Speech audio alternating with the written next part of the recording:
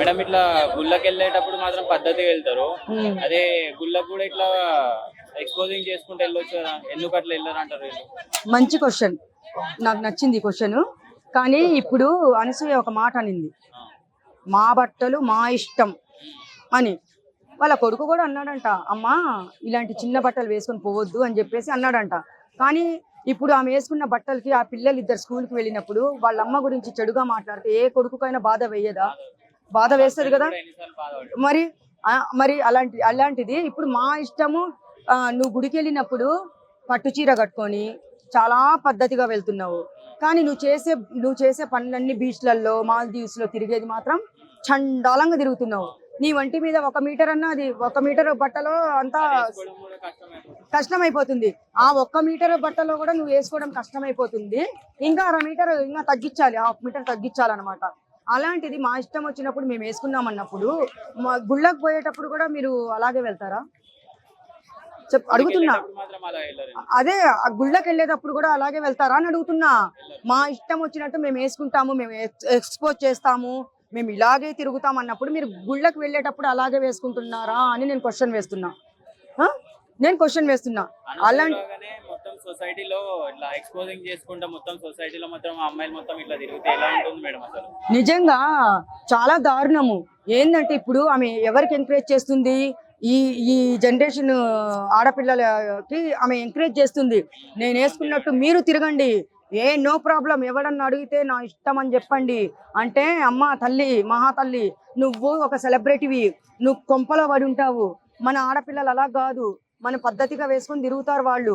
అయితే వాళ్ళు ఇట్లని నీలాగా బట్టలు వేసుకొని వస్తే రోడ్డు మీద ఒక్క ఆడపిల్ల కూడా మిగలదమ్మా. ఎందుకంటే దారుణాలే జరుగుతాయి అక్కడ.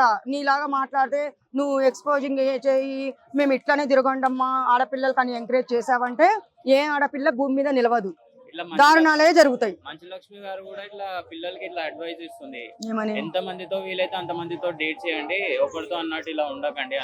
దీని మీద ఏమంటారు మేడం? దాని మీద ఏమన్నా, ఇట్లాంటి అడ్వైజ్ మంచిది. అందుకే కదా ఈ పిల్లలు ఇప్పుడు ఉన్న యూత్ ఇలాగే తయారయ్యారు.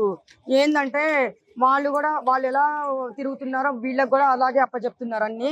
ఇంకా రాను పోను ఏం చూడాల్సి వస్తుందో మనకి అన్ని చాలా భయం వేస్తుంది తలుచుకుంటేనే. నిజంగా దీని గురించి గుళ్ళకి వెళ్ళేటప్పుడు పద్ధతిగా వెళ్తారు.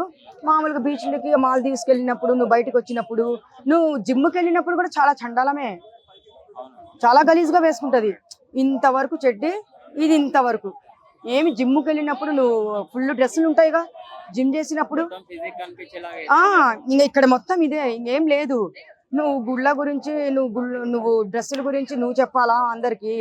ఇంకా ఇది ఎక్కడికి పోతుందో తీగలా అయితే డొంకంతా కదులుతుంది. కాబట్టి ఆమె ఏం చేస్తుందంటే ఇంకా రెచ్చగొట్టి పాపం శివాజీ మీద ప్రెజర్ ఇంకా పెడుతుంది ఆమె.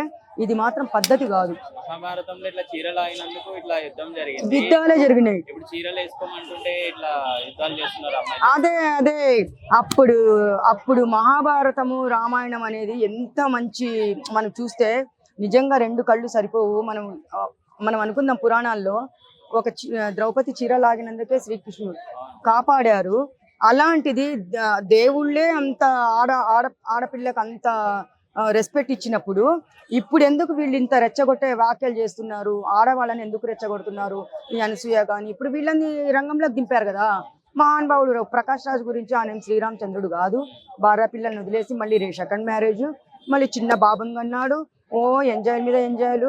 వాళ్ళ తెర వెనుక వాళ్ళ మంచితనము, తెర ముందు నటన, తెర వెనకాల ఏమేమి ఉన్నాయో అది మొత్తం బయట కక్కమానండి ముందు. ఫస్ట్ ఇట్లా మాట్లాడము, ఏదో సెలబ్రిటీ డబ్బు ఉందని చెప్పి వాళ్ళు మాట్లాడుతున్నారు. పేదవాళ్ళ నోర్లు మూయించలేరు వీళ్ళు. నేను అది చెప్తున్నా. అందుకని గుడికి వెళ్ళిన చాలా మంది డ్రెస్సుల్లో కానీ మంచిగా చుడిదార్లో, పట్టు చీరల్లో, హాఫ్ శారీస్లో వెళ్తారు. నువ్వు గుడికి వెళ్తున్నప్పుడు మాత్రం పద్ధతిగా కనిపిస్తావమ్మా, మిగతా రోజుల్లో మాత్రం నీ డ్రెస్సుల గురించి మాకు తెలుసులే. కానీ ఇప్పుడు మనము సుమక్కను ఎంత మంచిగా మనం గుర్తు చేసుకుంటున్నాము. దేవతలాగా ఆమె కనిపిస్తుంది. సౌందర్య గారు దేవత అన్నాడు, అందరినీ దేవతతోనే కొలిచాడు. అది మేము సపోర్ట్ చేస్తున్నాము. ఫస్ట్ రోజు నేను కూడా ఫైర్ అయ్యా, అయ్యో ఇలాంటి మాటలు ఎందుకు మాట్లాడారు ఆయన అని చెప్పి ఫైర్ అయ్యాను. మొత్తం వీడియో చూడకుండా నేను మాట్లాడాను ఫస్ట్ రోజు. అమ్మాయిలు బాడీ ఎక్స్పోజ్ చేసుకుంటా పైసలు సంపాదిస్తున్నారని కూడా అనుకుంటున్నారు, అవును ఫాలోవర్స్ కోసం లైక్ అవును కరెక్టే. అవును అవును మొత్తం ఇలాగే వీళ్ళని ఇన్స్పిరేషన్ తీసుకుంటే అమ్మాయిలందరూ ఇట్లానే అయిపోతారు కదా, బాడీ ఎక్స్పోజ్ ఎక్స్పోజ్ చేసుకొని చాలా మంది ఆడపిల్లలు ఏంటంటే, అమ్మా నేను ఒకటే చెప్తున్నాను, మీరు ఎక్కడెక్కడి నుంచో వస్తారు, హాస్టల్స్ లో ఉంటున్నారు, మీ తల్లిదండ్రులు అక్కడ చాలా బాధపడుతూ ఉంటారు. ఎందుకంటే నా కూతురు హైదరాబాద్ లో చదువుతుంది, నా కూతురు ఇంత బాగుంది, సెలవులకు వస్తుంది, నా కూతురు ఒక ఉన్నత స్థాయిలో పోతుందని అక్కడ తల్లిదండ్రులు మీ గురించి ఎంత ఆలోచిస్తున్నారో, ఆ తల్లిదండ్రులు ఆశలన్నీ అడియాశలు చేస్తున్నారు. వాళ్ళ కళ్ళల్లో నీళ్లు నింపుతున్నారు. ఎలాగా ఈ రోజు ఉన్న కూతురు రేపు పొద్దున వాళ్ళకు దక్కట్లేదు. లవ్ చేసిన వాళ్ళే తీసుకోపోయి చంపుతున్నారు హోటల్ రూమ్స్ లో. అలాగా ఎన్ని దారుణాలు జరుగుతున్నాయి. కొన్ని ఏంటంటే ఆ డ్రెస్సుల వల్ల కూడా దారుణాలు కూడా జరుగుతున్నాయి. ఆ డ్రెస్సులు ఎక్స్పోజింగ్ చూస్తే మగపిల్లలు ఇంకేం చేస్తారు. దాని వల్ల కూడా రేప్ అటెంప్ట్స్, దారుణాలు, చంపడము అలా చేస్తున్నారు. కానీ ఇక్కడికంతా పులి స్టాప్ పెట్టాలంటే మనము పద్ధతిగా ఆలోచించే ఆడపిల్లలైనా ఆడవాళ్ళైనా మనకు చాలా మంది ఉన్నారు. 50% మంచి ఆడపిల్లలు ఉన్నారు, పద్ధతిగా ఉంటారు. ఎందుకంటే వాళ్ళ తల్లిదండ్రులు మాట వినే ఆడపిల్లలు చాలా మంది ఉన్నారు.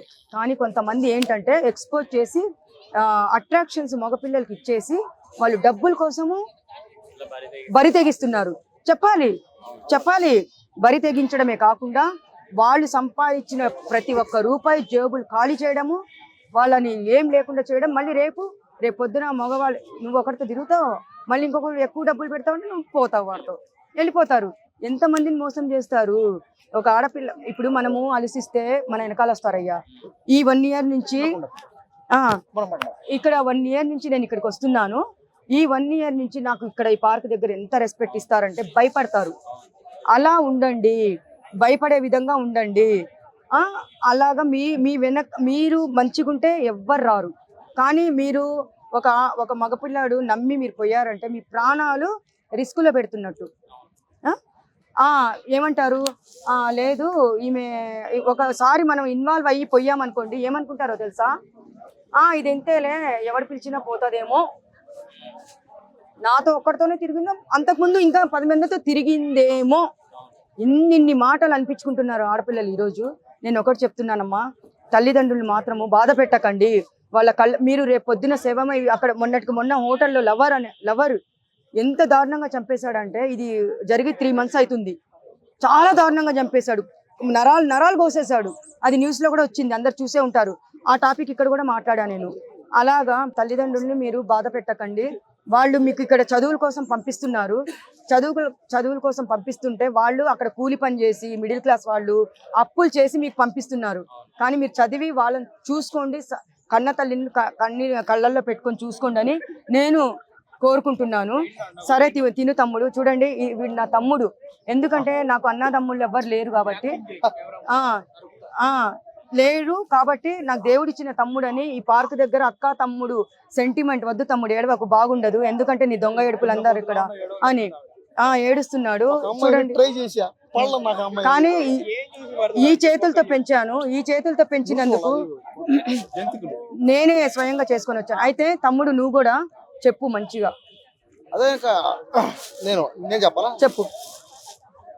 ఇంకా అందరికి ఇంకా చెప్పాల్సిన విషయం కొత్తగా ఏం లేదు, చాలా కరెక్ట్ గా